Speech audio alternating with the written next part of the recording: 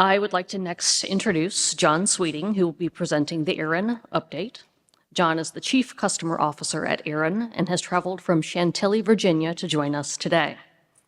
John is a longtime member and supporter of NANOG.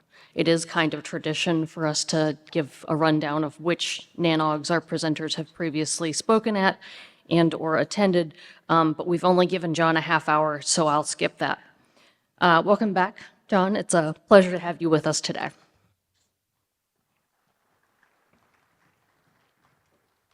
Yeah, plus I can't even remember all the ones that I've spoke at, so it's been lately, though, the ARIN update. So hello, everyone. I'm John Sweeting, Chief Customer Officer with ARIN. So I heard Adiel say it was his job to wake you up from lunch. So I'm not going to make it my job to put you back to sleep. So I'm going to give you a pretty deep dive into all the updates that have happened at ARIN over the last 3 to 4 years on membership and fees and services. So here we go. So real quick, ARIN organizational priorities.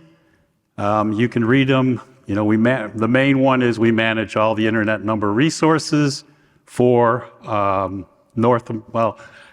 can't say North America, but the US, Canada, and parts of the Caribbean.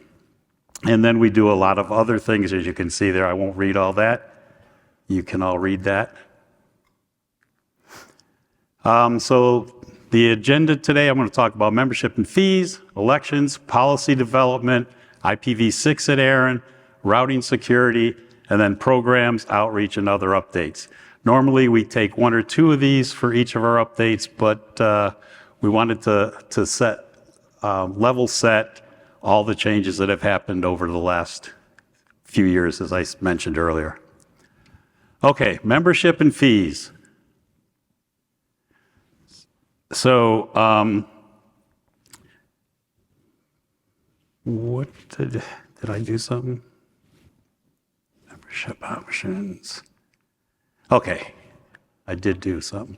All right, ARIN membership overview. So since the introduction of the registration services plan back in 2016, we have moved to try to harmonize the fees so that all of our customers are basically paying the same fees for the services and resources that they hold.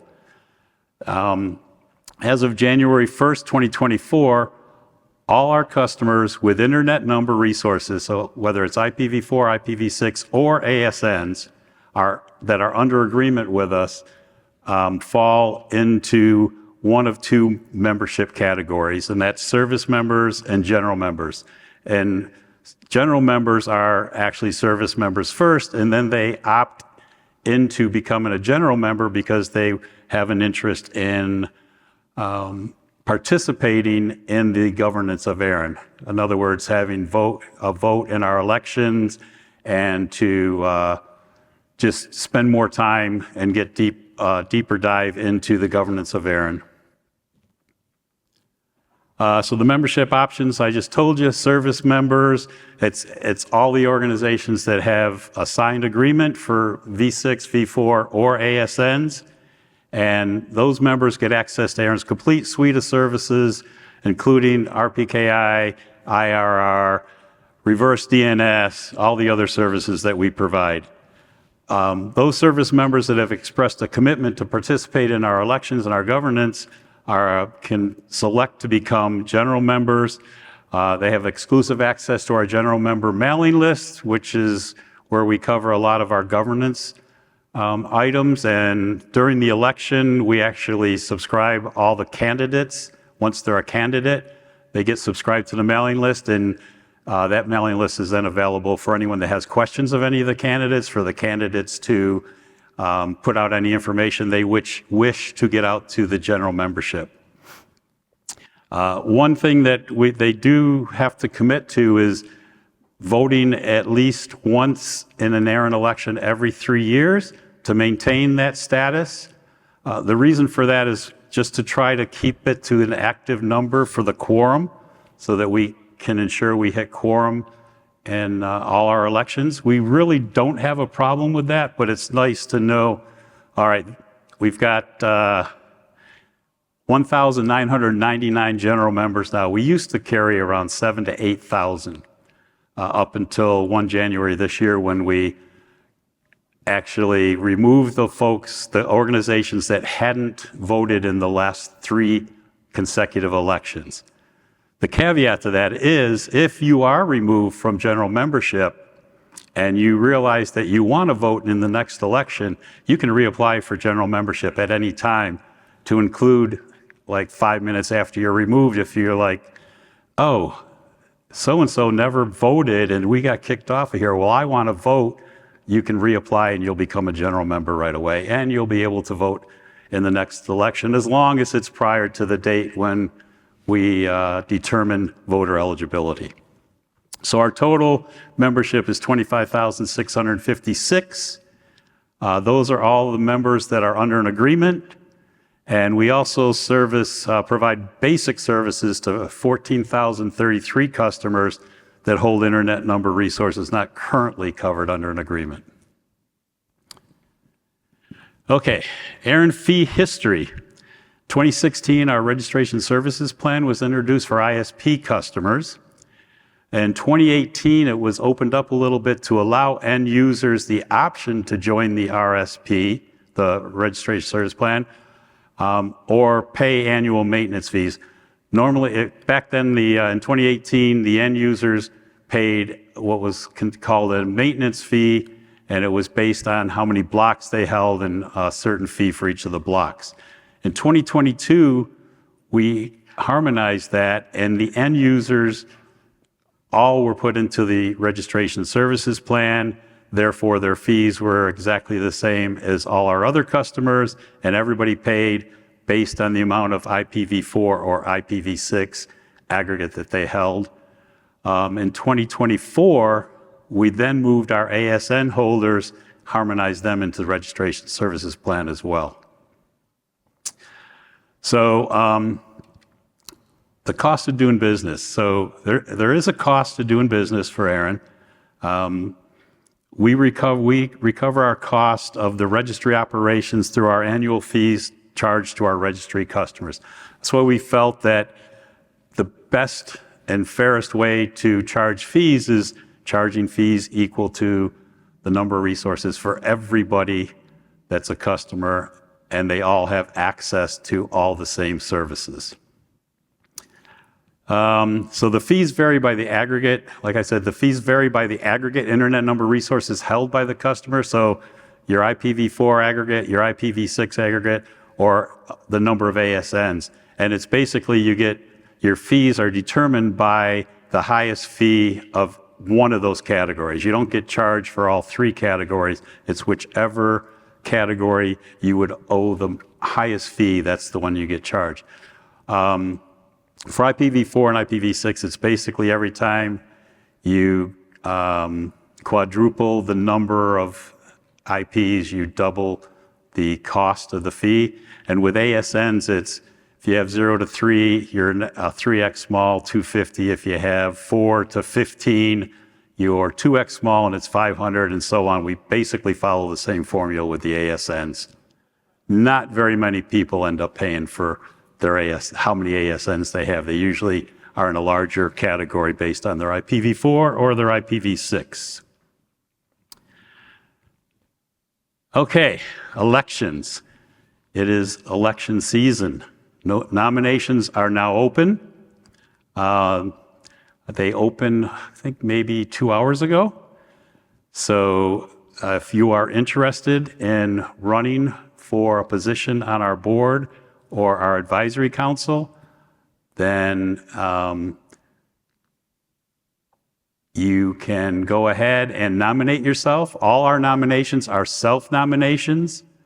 You must, so one point on our nomination committee, it's evolved through the years, and the real purpose that our nomination committee focuses on is their responsibility for recruiting candidates. So we've seated our committee, and they are now out there looking for viable candidates for the board, the AC, and the NRO number council. So the candidates it's self-nomination, as I said, and there's a nominee questionnaire that has to be completed by the deadline. There's no extensions. We've never granted extensions. We've had people say, well, I tried to submit it, but my internet went out. We have never wavered from, hey, if it's not in by the deadline, it will not be accepted. We do engage a third-party vendor that is solely responsible for assessing the nominees, and that has been the same vendor for the last 3 years. We're going to use the same one this year, but they're solely responsible for assessing all the nominees. The nomination committee does not participate in reviewing the candidates or the nominees and commenting on their abilities to serve. So the initial slate of candidates will be published, and once that slate is published, any nominee that was left off may petition the community to be placed on the initial slate. All that is covered on our website. The process is there for putting in your petition and the steps you have to follow to petition. All right, so this year we have the ARIN Board of Trustees with 3 full-term open seats. This is our 3rd year of the additional seat. The board expanded from 6 elected members to 9 elected members a few years ago, and this is the 3rd year. So after this election this year, we will have 9 elected trustees, and that will be a full board. We also have our president and CEO who sits on the Board of Trustees. So there's 10 voting members on our Board of Trustees. The ARIN Advisory Council, there's 5 full-term open seats on our Advisory Council. It's a 15-person council that every year there's 5 positions. In a normal year, 5 positions will come up for election. And then there's our Number Resource Organization Number Council. There's 3 members from ARIN that sit on that 15-member council. And so there's 2 years of elections and 1 year of appointment by the board. This year is an election year, and the NRO advises the Number Resource Organization Executive Council, which is made up of I'll say CEOs, but some of them have executive director titles. They're the ones that are comprise the executive committee for the Number Resource Organization, and they ratify global policies. Okay, if you're interested in learning more about governance at ARIN, we have short on-demand videos as part of our leadership development series. As you can see, the first one is on ARIN governance, and the second one is on the policy development process and the advisory council. It's very good information, and they're pretty short. They're not, I think they're like 5 minutes. So there's a lot of information packed in there if you're interested in learning more. Why participate in ARIN elections? Well, you'll fulfill a vital community responsibility. ARIN needs to have good governance, and the Board of Trustees is responsible, has a fiduciary responsibility to the organization and the community. So if you feel that you can contribute to the board, then you can self-nominate. Also, the advisory council plays a very critical part of the process in the policy development process. They take proposals from you, the community, and they assign shepherds, usually 2, a primary and an alternate, and they work with you, the author, to develop that policy into a policy that the whole community can get behind and gain consensus for. And those are the policies that we give out our resources based on. So it's very important to participate in that. If you feel like you're part of a group that is underrepresented in policy, then, self-nominate. Come in and be part of the process and help get that known to the rest of the community. And of course, it's to ensure diverse perspectives are represented. And that was my point with the underrepresented groups. Let's see. Reminder to verify your ARIN membership classification request.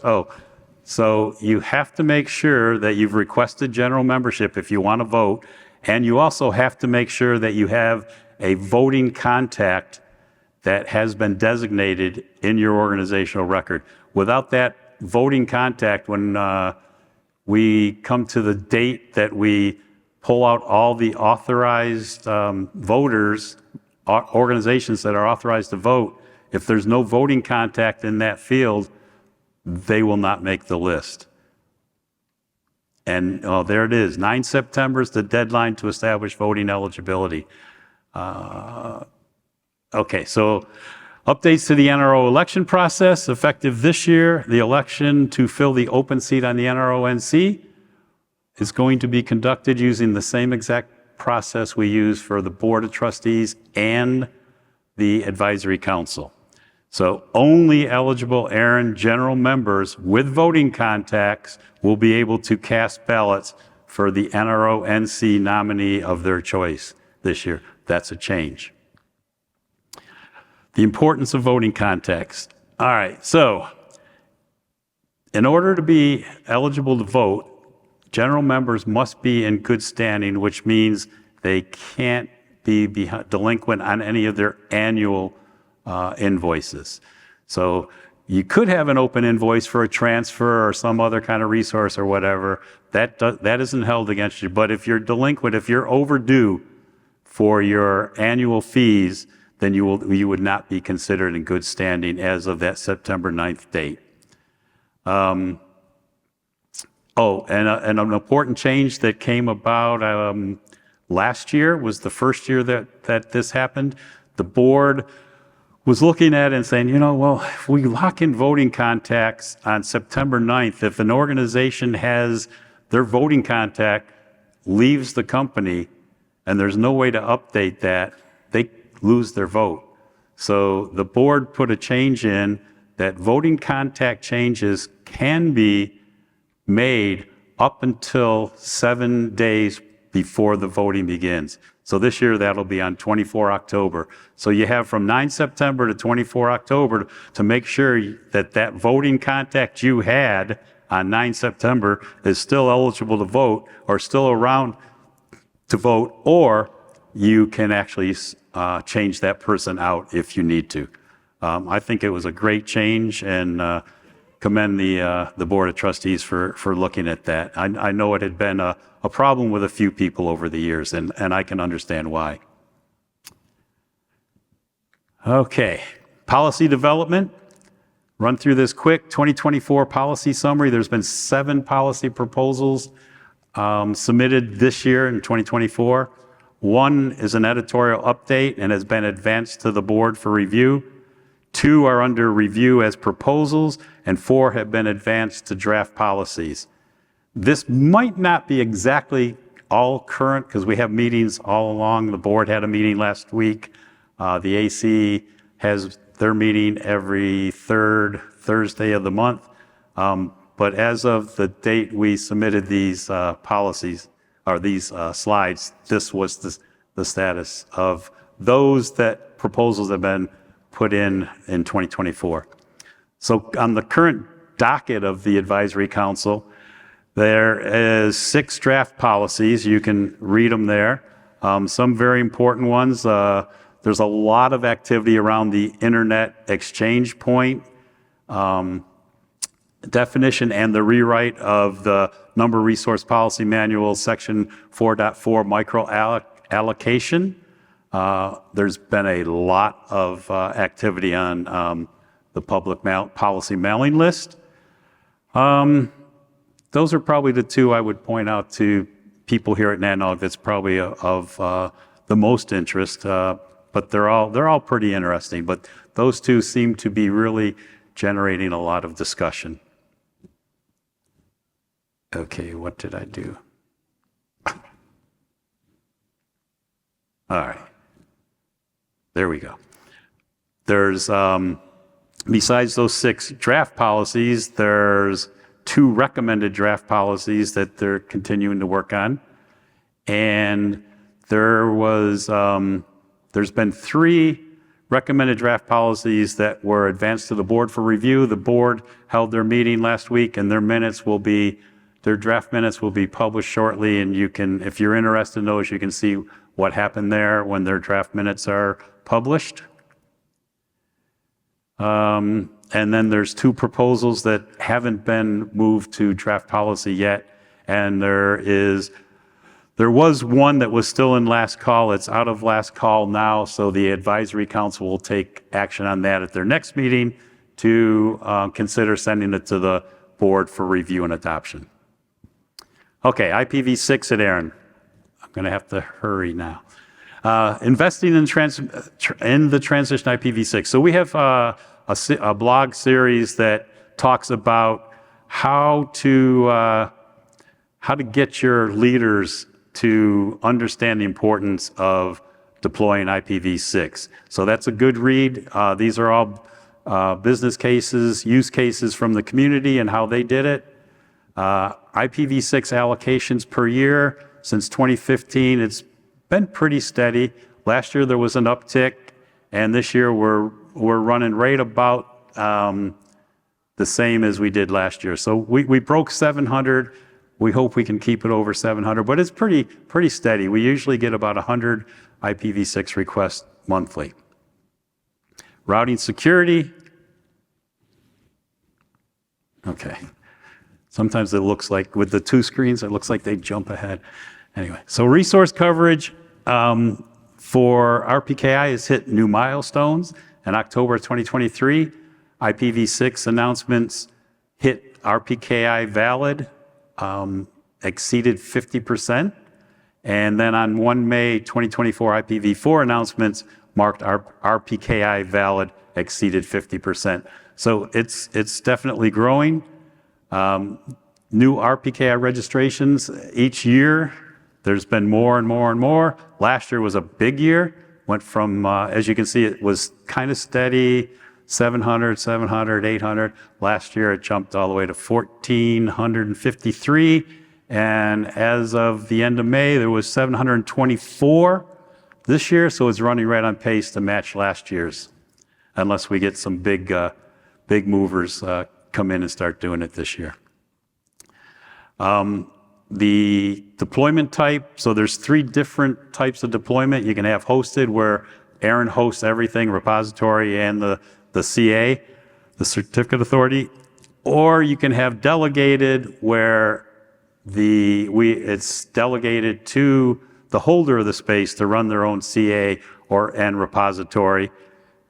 Or there's a third where you can hold your own CA, but do your publication in the ARIN repository. So as you can see the numbers, most of them are hosted, 132 delegated, of which 61 of those are really what we kind of call it hybrid, because they do their own certificate authority, but they use our repository for publication. This is a breakdown of RPKI adoption per entity type. So you can see government, educational, and commercial. The one side is the percentage of adoption, and the other side is the allocated resources covered. Quick announcement on the RPKI is on the U.S. government's radar. We wanted to make sure we brought that up and everybody was aware of it. ARIN will not we will not represent any statement to the FCC on this, as we're a member-based organization and we have not been asked by our membership to take a stance on this. We leave it open to our members to respond if they wish to respond, and we support that. We just have not been mandated or asked by our community, please take a stance with the government and ask them not to do this or to do this. We leave that up to our members to do that.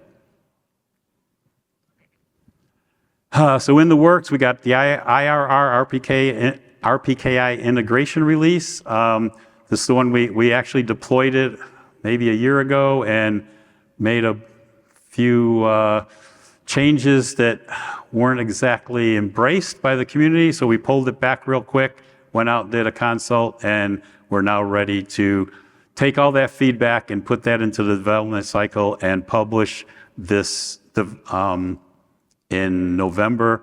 We have RPKI routing intelligence, which is where we're going to be able to show you your live routing announcements when you're doing ROAs. And then we do have a number resource organization RPKI working group, which you'll hear from Sophia, I believe, on Wednesday, and she'll tell you all about that. And Brad Gorman is here up in room 634 if you want to talk to Brad about any of that. So real quick, programs and outreach and updates. Email template processor was retired on 3 June, so we no longer accept email templates for updates to reassignment, reallocation process, but you have 3 different processes that you can use: Reg RWS, ARIN Online, or there's an open source template processor that was put out there and available that you can use if you still want to do templates, and use that, and then it'll do an API to ARIN. Q2 and Q3 community outreach. These are all the places we've been or we're going, one or the other. A lot of them Midwest broadband operators we've been to. NANOG 91 we're at. Midwest Peering Forum we're going to be at this week as well. And Albuquerque NOG, Logicom, Carib NOG, ARIN on the Road we did in Reno and Kansas City. And we do a lot of outreach. I do a lot of it, and I'm tired sometimes. The ARIN Community Grant Program was set to expire, I think, last week, and we decided, no, you know what, we need to make this, it needs to stay open through the end of NANOG. We need to give NANOG folks, a chance to get in there and see if they would like to apply for a grant. So it has been extended to 23 June. So if you're looking to take advantage of that, jump in and get it done. Statistics, since 2019, there's been 21 projects, $230,974 have been dispersed. And of course, you can read about all of those on our website. Fellowship program, the ARIN 54 Fellowship program, which includes participation at NANOG 92, opens on 27 June. Save the date, 24-25 October. I think NANOG must be 21, 22, and 23 October. And thank you. Did it. Done. If anybody has any questions, you can get up and ask it real quick, or you can come up and see us in our room, or come up. It's just down the hall, ways down the hall around the corner, by the elevators, room 634. Oh, yes. If you come to the room, we'll redo that for you, Kate. No problem. I believe we have one online question. Oh. He doesn't have a microphone. Okay, as Eric repeated, from Matt G-Tech, great presentation, John. Can you explain why voting members are called general members instead of voting members? Seems a bit confusing. So Matt, so the question was, can I explain why general members are called general members and not voting members? And I know it seems like a cop-out, but the general members have always been the ones with voting privileges at ARIN. Service members is the category that we made new. So general members stay general members, but we will definitely take that back and look at it. Matt, thank you very much. I will make sure that the Board of Trustees gets that input, because I guess it would be much easier to know a voting member if they said they were voting members. Is that it? Okay. Thank you. Thanks, John.